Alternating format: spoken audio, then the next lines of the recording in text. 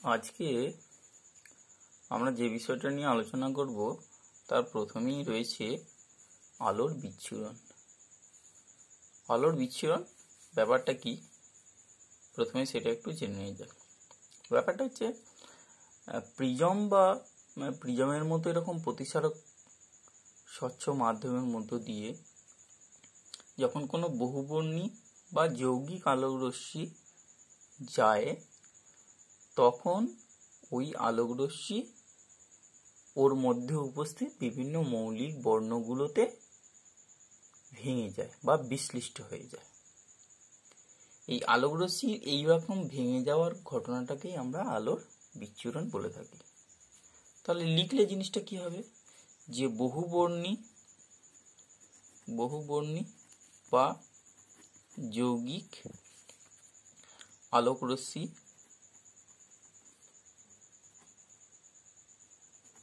রশ্মি prism বা প্রিজমের মতো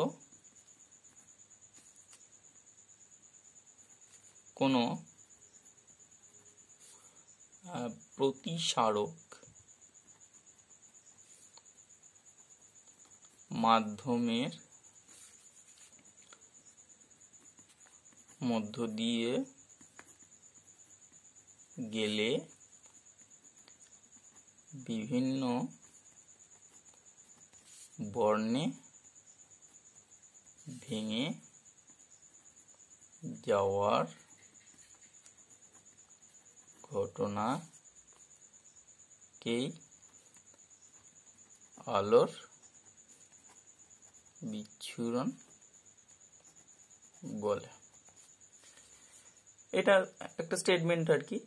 তাই এই জিনিসটা বুঝতে গেলে আমাদের একটু এই চিত্রের আকারে বুঝে নিলে সুবিধা হবে।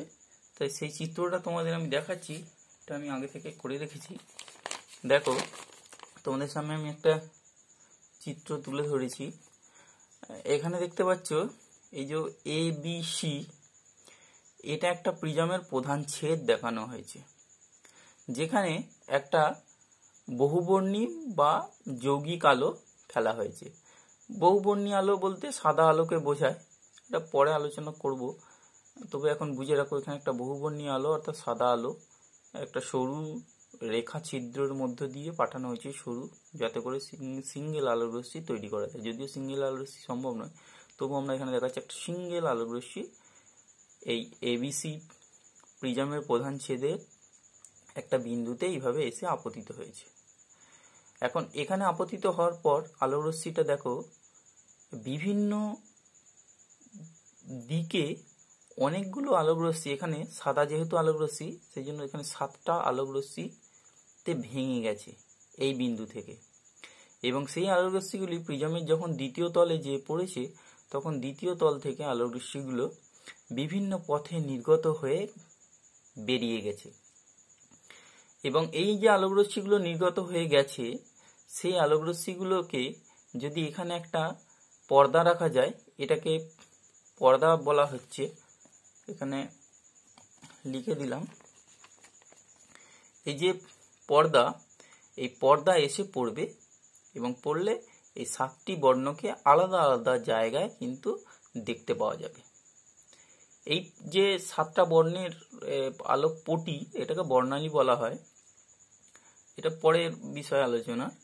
তা এখানে এই সাদা বর্ণ বা সাদা আলো প্রিজমের মধ্য দিয়ে যখন পাস করবে, তখন প্রিজম এই 7টা বর্ণকে, সাদা আলোর মধ্যে যে উপস্থিত 7টা বর্ণ আছে তাদেরকে ভেঙে দেবে, এবং ভেঙে দেওয়ার ফলে সেটা প্রিজম থেকে নির্গত হয়ে পর্দার ওপরে 7টা বিভিন্ন স্থানে পড়বে। এবং পড়লে এখানে দেখতে পাওয়া যাচ্ছে যে, আমি নিচের দিক থেকে দেখাচ্ছি, বেগুনি, নীল, আকাশী, সবুজ, হলুদ, কমলা, লাল, এই 7টা বর্ণে ভেঙে যাবে নিচের দিক থেকে বেগুনি, নীল করে লাল পর্যন্ত, এইভাবে মোট 7টা বর্ণ। এবং এগুলো আমি পাশে দেখিয়েছি, দেখো প্রত্যেকটা বর্ণের প্রথম অক্ষরগুলো নিয়ে বে, নি, আ, স, হ, কলা দিয়ে নিচের দিক থেকে বে, নি, আ, স, হ, কলা বলা হয়। এই আলোকপটিটাকে বা বর্ণালীটাকে বে, নি, আ, স, হ, কলা বলা হয়। ইংরেজি নামগুলো এখানে লেখা রয়েছে, তাদের প্রথম অক্ষর নিয়ে এরকম বিবগিওর।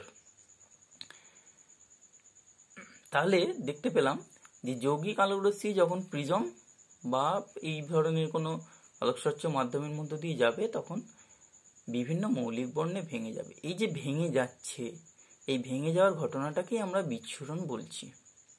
এখানে কিন্তু প্রিজম কোনো আলো সৃষ্টি করছে না, নতুন করে আলো সৃষ্টি করছে না। কি করছে? এই সাদা বর্ণের মধ্যে যে আলোগুলো মিশেছিল সেই আলোগুলোকে ও জাস্ট পৃথক করে দিচ্ছে। এটাই, এই যে ঘটনাটা, এটাই আলোর বিচ্ছুরণ। ঠিক আছে, ব্যাপারটা বোঝা গেল চিত্রের সাহায্যে, এখানে আমি বোঝানোর চেষ্টা করলাম, নিশ্চয়ই বুঝতে পেরেছো। এখন আমরা এই ঘটনাটাকে ব্যাখ্যা করব স্নেল সূত্র দিয়ে, যে কেন এইভাবে ভেঙে যাচ্ছে বা কি এমন ব্যাখ্যা রয়েছে যাতে করে আলোকরশ্মি এইভাবে প্রিজমের মধ্য দিয়ে গেলে ভেঙে যায় বা প্রতিসরণের পর এইভাবে ভেঙে যাচ্ছে, সেটা আমরা একটু এবার আলোচনা করে নেব। এবার আমরা এই যে আলোর বিচ্ছুরণ যেটা তোমাদের বোঝানো হলো, সেই আলোর বিচ্ছুরণটা আমরা স্নেল সূত্রের সাহায্যে আলোর বিচ্ছুরণে ব্যাখ্যা করব।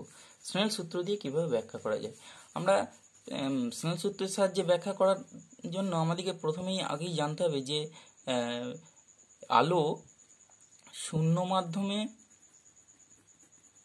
বা বায়ু মাধ্যমে সমস্ত বর্ণের আলো সমান বেগে যায়, সমান বেগে যায়। কিন্তু অন্য যে কোনো মাধ্যমে আলোর প্রত্যেকটি বর্ণের বেগ আলাদা আলাদা। ঠিক আছে, এবং জেনে রাখো যে লাল বর্ণের বেগ সবচেয়ে বেশি হয়, বেশি, এবং বেগুনি বর্ণের বেগ সবচেয়ে কম। এবং বাকি যে বর্ণগুলো রয়েছে, অর্থাৎ আগে যেটা দেখানো হয়েছে, বাকি বর্ণগুলোর বেগের মানটা লাল এবং বেগুনি বর্ণের মধ্যবর্তী, যে কোনো মান মধ্যবর্তী মান। এখন আমরা এইটাকে সাজালে এরকম বেগের যদি আমরা ক্রমবর্ধমান বেগ অনুযায়ী বা ক্রমহ্রাসমান বেগ অনুযায়ী সাজাই, তা বেগের ক্রমে সাজালে, বেগের ক্রম অনুযায়ী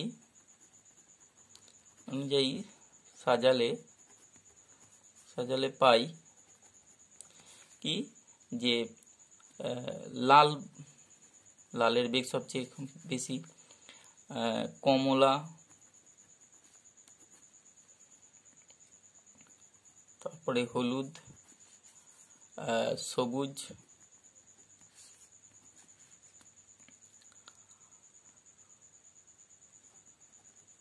আকাশী, নীল, বেগুনি। এইভাবে হ্রাসমান বা ক্রম অনুযায়ী সাজালে লালের বেগ সবচেয়ে বেশি, বেগুনির বেগ সবচেয়ে কম, এবং বাকিগুলো এদের মধ্যবর্তী হবে। এখন আলোর তরঙ্গ তত্ত্ব থেকে আমরা জানি, আলোর তরঙ্গ তত্ত্ব থেকে পাই যে মিউ ইজিক্যাল টু মিউ, অর্থাৎ কোনো মাধ্যমের প্রতিসরাঙ্ক, সেটাকে ব্যাখ্যা করা হয় শূন্য মাধ্যমে আলোর বেগ সি ডিভাইডেড বাই ওই মাধ্যমে আলোর বেগ ভি দিয়ে।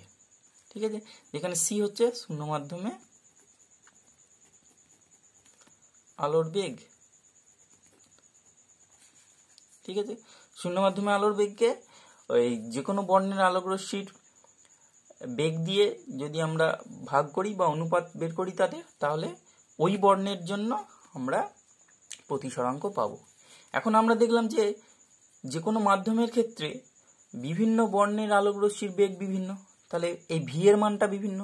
সি হচ্ছে শূন্য মাধ্যম আলোক বেগ, এর মান কোনো পরিবর্তন হবে না, সেটা হচ্ছে 3 × 10⁸ মিটার পার সেকেন্ড।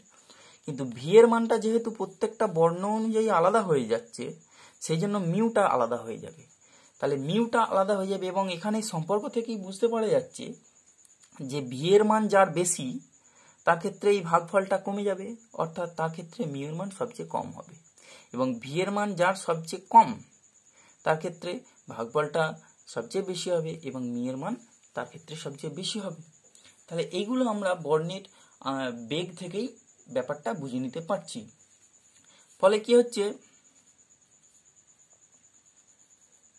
ভি এর মান আলাদা হওয়ার জন্য মিউ এর মান, মিউ মানে প্রতিসরাঙ্ক, মিউ এর মান আলাদা হবে। ফলে বিভিন্ন বর্ণের আলোর জন্য একই মাধ্যমের প্রতিসরাঙ্ক আলাদা আলাদা হবে। এবং এখান থেকে সমীকরণ থেকে বোঝাই যাচ্ছে যে, সমীকরণ থেকে বলা যায় যে বর্ণের বেগ সবচেয়ে বেশি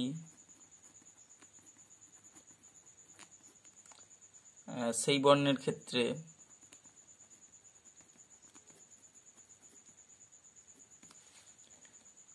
প্রতিসরাঙ্ক সবচেয়ে কম হবে। ঠিক আছে, ব্যাপারটা বোঝা গেল। তাহলে যে বর্ণের বেগ সবচেয়ে কম হবে তার ক্ষেত্রে প্রতিসরাঙ্ক সবচেয়ে বেশি হবে। এবং এইভাবে প্রতিসরাঙ্কের ক্রম অনুযায়ী যদি আমরা সাজাই তাহলে জিনিসটা এরকম দাঁড়াবে। দেখো যে আমরা যদি প্রতিসরাঙ্কগুলোকে এইভাবে করি যে ভায়োলেটের জন্য মিউ ভি বা ইন্ডিগোর জন্য মিউ আই, রেডের জন্য মিউ আর, এইভাবে যদি করি তাহলে প্রতিসরাঙ্কের যে ক্রম পাবো, প্রতিসরাঙ্কের ক্রম হবে এই যে মিউ ভি সবচেয়ে বেশি হবে, কারণ ভায়োলেট অর্থাৎ বেগুনি বর্ণের প্রতিসরাঙ্ক, বেগুনি বর্ণের জন্য প্রতিসরাঙ্ক সবচেয়ে বেশি হবে। তারপরে হবে mu Indigo,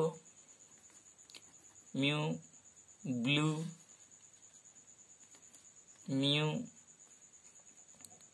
green, mu yellow, mu orange, mu red. ঠিক আছে, মানে এই মিউ আর মানে বোঝাচ্ছে লাল, রেড বর্ণ বা লাল বর্ণের আলোরশ্মির জন্য প্রতিসরাঙ্ক। ও বলতে বোঝায় অরেঞ্জ বা কমলা বর্ণের জন্য প্রতিসরাঙ্ক। এইভাবে প্রতিসরাঙ্কগুলোকে সাজালে একটা নির্দিষ্ট মাধ্যম বিভিন্ন বর্ণের জন্য প্রতিসরাঙ্ক কিন্তু আলাদা আলাদাভাবে বিবেচিত হবে, অর্থাৎ এবং প্রতিসরাঙ্কগুলো এই রকমভাবে সাজানো থাকবে, অর্থাৎ ভায়োলেট বা বেগুনি বর্ণের প্রতিসরাঙ্ক সবচেয়ে বেশি হবে, বেগুনি বর্ণের জন্য প্রতিসরাঙ্ক সবচেয়ে বেশি এবং রেড বর্ণের জন্য প্রতিসরাঙ্ক সবচেয়ে কম হবে। এখন আমরা স্নেল সূত্র থেকে কি জানি? স্নেল সূত্র যে স্টেটমেন্ট, স্নেল সূত্রের যে আমাদের গাণিতিক রূপ তা সেটা জানি যে যদি কোনো আলোকরশ্মি আই আপাতন কোণে আপতিত হয় এবং আর প্রতিসরণ কোণে প্রতিষ্ঠিত হয় তাহলে sine i by sine r is equal to mu. और এখান থেকে আমরা জানি যে sine r is equal to sine i by mu. এই সম্পর্কটা আমরা স্নেল সূত্র থেকে, এটা স্নেল সূত্রের গাণিতিক রূপ, এবং সেটা থেকে আমরা sine r is equal to পেয়ে যাবো sine i by sine r, যেখানে আই হচ্ছে সাইন আই বাই মিউ, যেখানে আই হচ্ছে আপতন কোণ এবং আর ওই বিন্দুতে প্রতিসরণ কোণ, মিউ হচ্ছে মাধ্যমের প্রতিসরাঙ্ক। তাহলে স্নেল সূত্রের এই যে সম্পর্ক সেখান থেকে দেখতে পাচ্ছি যে sine r is equal to sine i by mu. এখন আই আপতন কোণ, আই সমান আপতন কোণ, যেটা কিন্তু প্রত্যেক বর্ণের ক্ষেত্রেই আপতন কোণ, যেটা প্রত্যেক বর্ণের ক্ষেত্রেই কিন্তু একই, কারণ আপতন কোণটা সৃষ্টি হয়েছে যে যৌগিক বর্ণ বা যে একবর্ণী যে সাদা আলোটা পড়েছে তার জন্য। সাদা আলো প্রতিসরণ, এবং চিত্রটা দেখালে চিত্র থেকে বুঝতে পারবে যে আগে আমরা যে চিত্রটা দেখেছি, দেখো এই যে সাদা বর্ণ যে কোণে আপতিত হচ্ছে সেটাই কিন্তু এদের প্রত্যেকের জন্য আপতন কোণ, অর্থাৎ এখানে যে অভিলম্ব টানা হয়েছে সেই অভিলম্বের সঙ্গে যে অ্যাঙ্গেলটা তৈরি করছে সেটা আপতন কোণ, অর্থাৎ এই সাদা বর্ণ জন্য আপতন কোণ তৈরি হচ্ছে, কিন্তু প্রতিসরণ কোণটা প্রত্যেকটা আলাদা আলাদা রশ্মির জন্য। সেই জন্য এখানে আইটা কিন্তু প্রত্যেকের ক্ষেত্রে সমান। এখন আমরা দেখতে পেলাম যে মিউ এর মান বিভিন্ন রশ্মির জন্য, একই মাধ্যমের ক্ষেত্রে মিউ এর মানটা বিভিন্ন রশ্মির জন্য আলাদা। তাহলে মিউ এর মান যখনই আলাদা হচ্ছে, তাহলে মিউ এর মান আলাদা হওয়ার জন্য এই আর এর মানটা আলাদা হয়ে যাচ্ছে। মিউ এর মান আলাদা হওয়ার জন্য, মিউ এর মান আলাদা হওয়ার জন্য সাইন আর এর মান আলাদা হবে, অর্থাৎ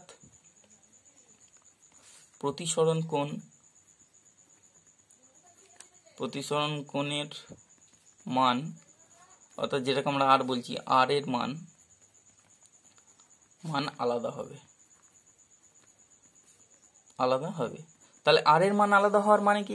আর এর মান আলাদা হওয়ার মানেই হচ্ছে যে আলোক রশ্মিগুলো যখন ওই মাধ্যমে প্রবেশ করছে, তাহলে প্রত্যেকটা চ্যুতি কোণ আলাদা হয়ে যাচ্ছে, প্রত্যেকটা বিভিন্ন অ্যাঙ্গেলে প্রবেশ করবে, এবং আলোগুলো আলাদা আলাদা পথে, ফলে বিভিন্ন বর্ণের রশ্মি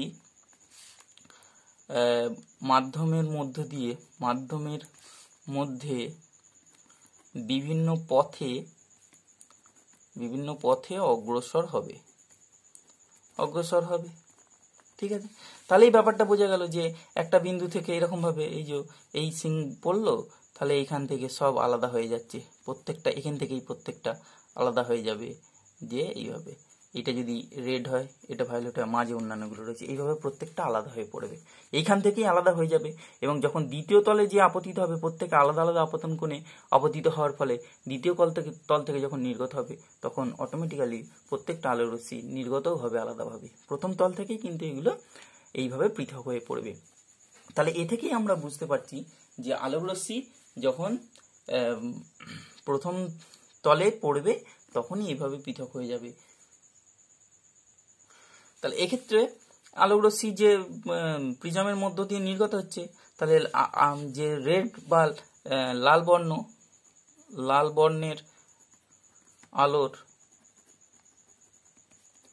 চ্যুতি সবচেয়ে কম হবে, এবং বেগুনি বর্ণের আলোর চ্যুতি সবচেয়ে বেশি হবে। ঠিক আছে, বাকি বর্ণের রশ্মিগুলি ওদের মাঝামাঝি, রেড এবং ভায়োলেটের মাঝামাঝি হবে। তাহলে এইভাবে আমরা আলোর বিচ্ছুরণটাকে স্নেল সূত্র দিয়ে ব্যাখ্যা করতে পারি। এখন এখানে আমি আগেই বলেছি যে রশ্মিগুলো নির্গত হচ্ছে, সেই রশ্মির যেখান দিয়ে বেরিয়ে যাচ্ছে সেখানে যদি আমরা একটা পর্দা রাখতে পারি, সাদা পর্দা রাখতে পারি, তাহলে প্রত্যেকটা আলোক রশ্মি ওই পর্দায় এসে পড়বে, এবং পর্দায় যে পটি তৈরি করবে, পর্দায় 7টি বর্ণের যে আলোক পটি তৈরি করবে তাকে বর্ণালী বলা হবে। ঠিক আছে, এবং ওই বর্ণালীতে নিচের দিক থেকে আলোগুলোকে সাজালে আমরা যে সিরিজটা পাবো তার প্রথম অক্ষরগুলো নিয়ে বেনি, আসহ, কলা, এইভাবে বর্ণগুলো সজ্জিত থাকে, এবং মনে রাখার সুবিধার্থের জন্য এইভাবে সহজ করে আমরা লিখে রাখবো।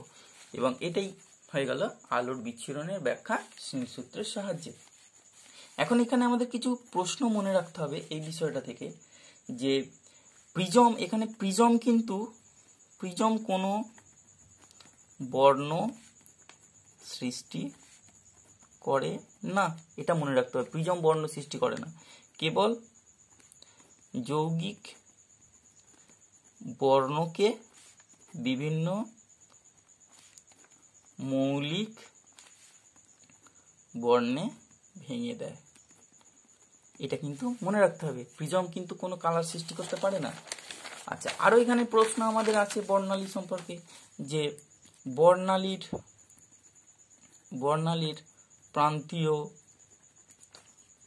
বর্ণ দুটি কি কি? প্রান্তীয় বর্ণ বলতে দুই প্রান্তে যে বর্ণালীটা সৃষ্টি হলো, সেই বর্ণালীর যে প্রান্তের দুধারে যে দুটো বর্ণ থাকে সেটা কি? লাল আর বেগুনি, এটা প্রান্তীয় বর্ণ।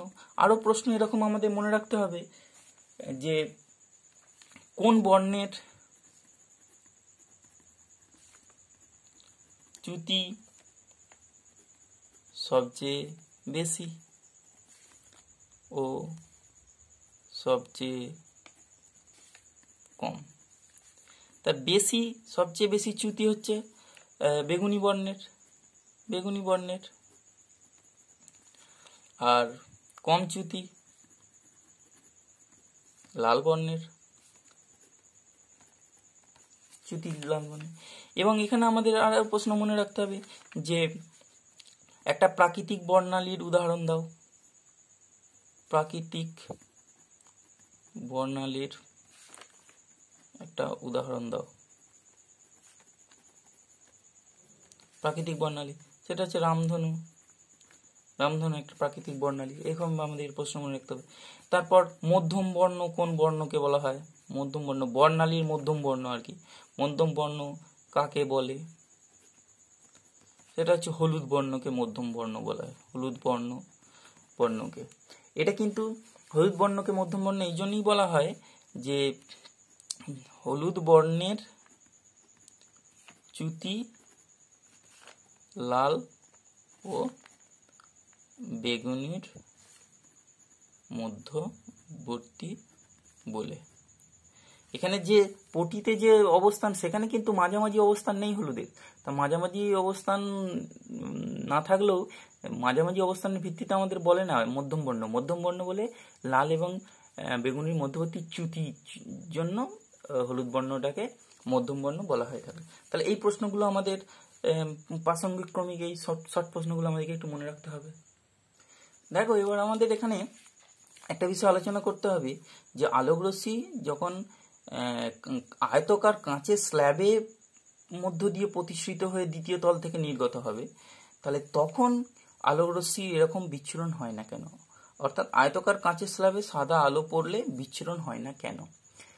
একমাত্র প্রিজমের ক্ষেত্রেই কিন্তু এই বিচ্ছুরণটা হবে। বিচ্ছুরণটা মানে দেখতে পাওয়া যাবে আর কি, যে সাতটা বর্ণে সাদা আলোর ক্ষেত্রে সাতটা বর্ণে ভেঙে যাচ্ছে। কিন্তু কাঁচের স্ল্যাব নিয়ে যদি এই পরীক্ষাটা করা যায় বা কাঁচের স্ল্যাব নিয়ে যদি আমরা এক্সপেরিমেন্টটা করে থাকি, তাহলে কিন্তু দ্বিতীয় তল থেকে নির্গত হওয়ার সময় আমরা সাতটা বর্ণকে পাবো না। এটার কারণ কি?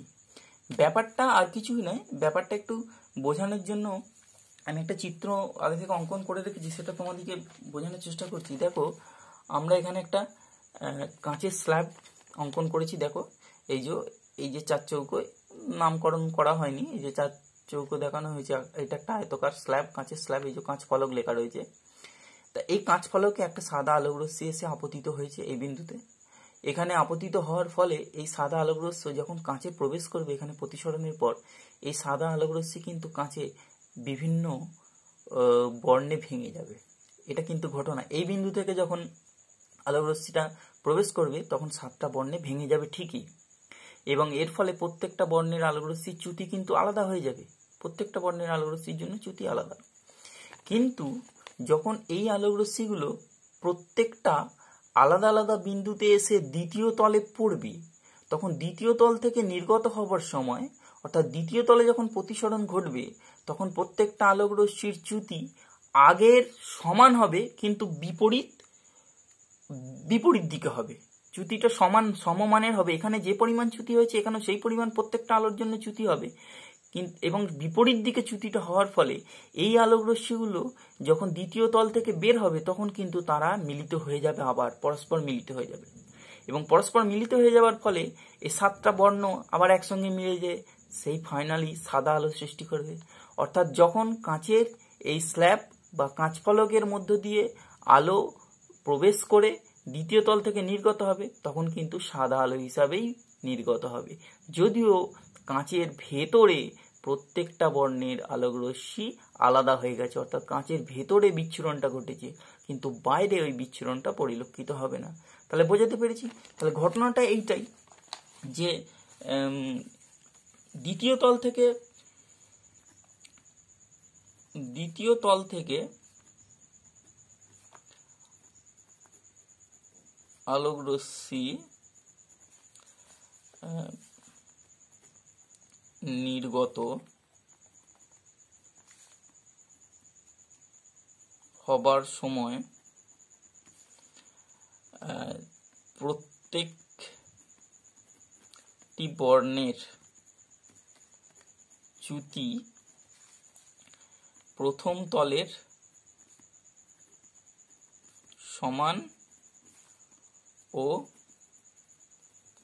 বিপরীত দিকে হবে। ফলে দ্বিতীয় তল থেকে নির্গত হবার সময় রশ্মিগুলি মিলিত হয়ে সাদা বর্ণ সৃষ্টি করবে। ঠিক আছে, মানে প্রথম তলে কিন্তু প্রতিসরণটা ঘটবে, প্রতিসরণের ফলে আলোক রশ্মির প্রথম তলে কিন্তু প্রতিসরণের ফলে আলোক রশ্মির বিচ্ছুরণ হবে, প্রত্যেকটা আলোক রশ্মি আলাদা হয়ে পড়বে, কিন্তু দ্বিতীয় তল থেকে নির্গত হওয়ার সময় আবার তারা মিলিত হয়ে যাবে। এই যে ঘটনাটা এখানে বোঝানো হয়েছে, তার ফলে কাঁচের স্ল্যাবের ক্ষেত্রে কোনো বিচ্ছুরণ আমরা পরিলক্ষিত করব না। এখন আমরা দেখে নেব এই যে একবর্ণী আলো বলতে কি বোঝায়। একবর্ণী আলো বলতে যে আলোতে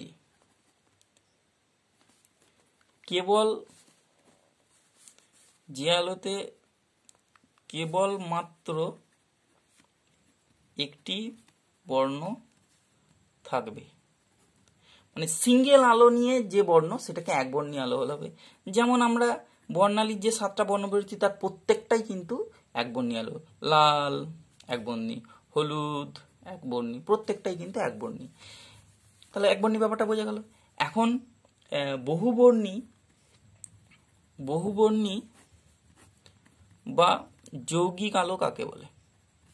যৌগিক আলো সেটা বুঝতেই পারছো, যে আলোতে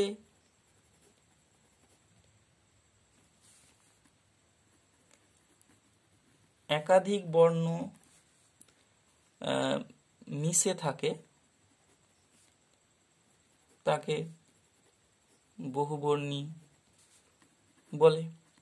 যেমন সাদা আলো হচ্ছে একটা বহুবর্ণী বা যৌগিক আলো। ঠিক আছে, এই প্রসঙ্গে আর একটা বিষয় জেনে নিতে হবে, পরিপূরক বর্ণ বলতে কি বোঝায়। পরিপূরক বর্ণ কনসেপ্টটা একটু নিয়ে রাখা ভালো। কি, যে দুটি বর্ণকে উপযুক্ত পরিমাণে মেশালে, মানে নির্দিষ্ট অনুপাতে যদি মেশালে সাদা বর্ণ পাওয়া যাবে, তাদের একটিকে অপরটির পরিপূরক বর্ণ বলা হবে। যেমন হলুদ ও নীল, অর্থাৎ হলুদ বর্ণের পরিপূরক বর্ণ নীল এবং নীল বর্ণের পরিপূরক বর্ণ হলুদ। নীল এবং হলুদকে নির্দিষ্ট অনুপাতে যদি মেশানো যায় তাহলে তারা কিন্তু একসঙ্গে সাদা বর্ণ গঠন করবে। তাহলে এগুলো আমাদেরকে একটু জেনে রাখতে হবে। এবার আমাদের এখানে কতগুলো বিষয় একটু জানতে হবে। যেমন তোমাকে বলা হলো যে লাল ফুলকে লাল দেখায় কেন? প্রশ্নটা একটু অবান্তর মনে হতে পারে যে লাল ফুলকে লাল দেখানো তো কেমন দেখবে। এখানে ব্যাখ্যাটা করতে হবে আমাদের এই আলোর কনসেপ্টের উপর, মানে লাল কি এমন ব্যাপার ঘটে যার জন্য লাল ফুলকে লাল। এখানে একটু জেনে রাখো যে বিভিন্ন বস্তুতে যখন আলো পড়ে, যৌগিক আলো বা সাদা আলো পড়ে, তখন সেই আলোর মধ্যে যে আলোটাকে প্রতিফলিত করতে পারে বস্তু, সেই বস্তুটাকে সেই বর্ণের আমরা দেখে থাকি। তাহলে লাল ফুলকে লাল দেখায় কেন? কারণ লাল ফুলে সাদা আলো পড়লে কি হবে? লাল বর্ণ ছাড়া,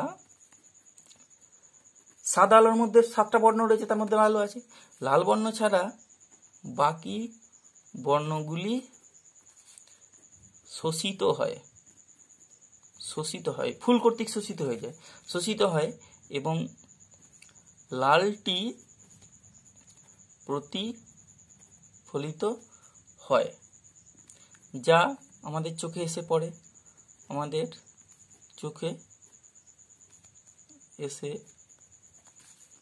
পড়ে, তাই আমরা লাল দেখি। তাহলে এটা ব্যাপার, লাল ফুলকে আমরা লাল দেখি কেন? এরকম প্রশ্ন হতে পারে যে একটা লাল ফুলের উপর নীল বর্ণ ফেলা হলো, বর্ণ ফেললে কি রূপ দেখাবে? অথবা তুমি একটা নীল আলোতে একটা লাল ফুল রাখলে, তাহলে লাল ফুলটাকে তুমি কেমন দেখবে? সিম্পলি কালো দেখাবে। কেন? কারণ লাল ফুল একমাত্র লাল বর্ণকে প্রতিফলিত করতে পারে। তাহলে তুমি লাল ফুলের ওপর কি বর্ণ ফেলেছো? নীল বর্ণ। তার নীল বর্ণটা তো সে শোষণ করে নেবে। তাহলে লাল ফুলে নীল বর্ণ ফেললে নীল বর্ণ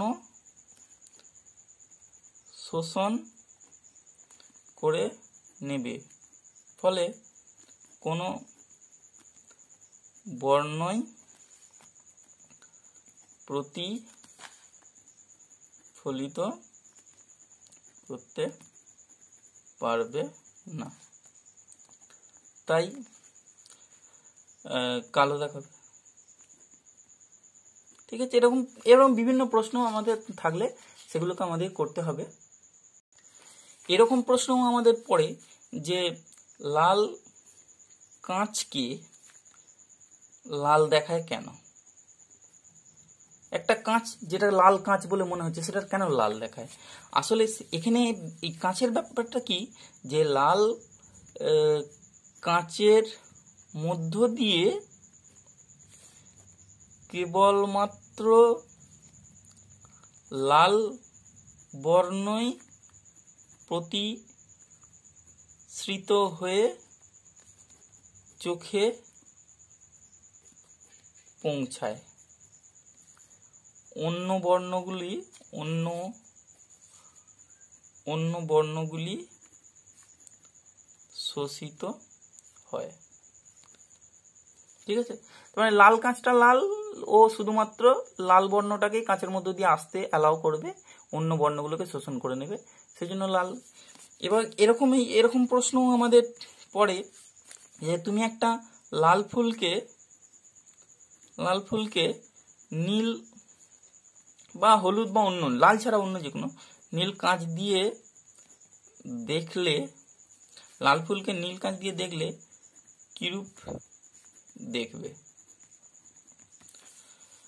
এবার নীল কাঁচ দিয়ে দেখলে কালো দেখবো, কালো দেখাবে।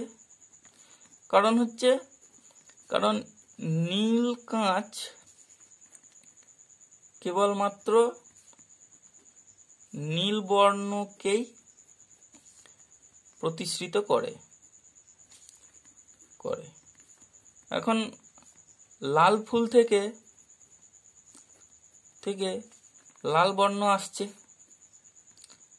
আসে, যা নীল কাঁচ কর্তৃক শোষিত হবে, ফলে লাল ফুলকে আমরা কালো দেখব। তাহলে এই ধরনের যে প্রশ্ন বা যে সমস্যা, সেগুলো আমাদের ব্যাখ্যা করতে বললে যেন করতে পারা যায়।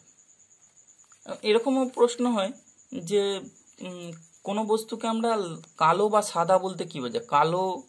কালো রং বা সাদা রং বলতে কি বোঝায়? মানে কালো রঙের বস্তু বা সাদা রঙের বস্তু বলতে কি বোঝায়? কালো রঙের বস্তু বলতে ওই বস্তুতে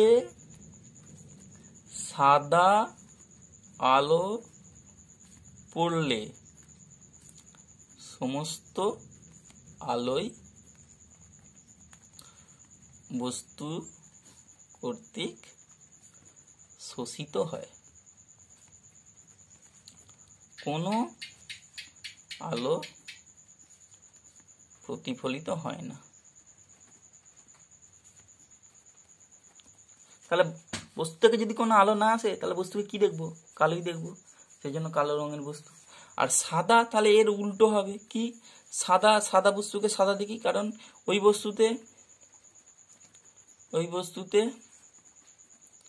সাদা আলো পড়লে সমস্ত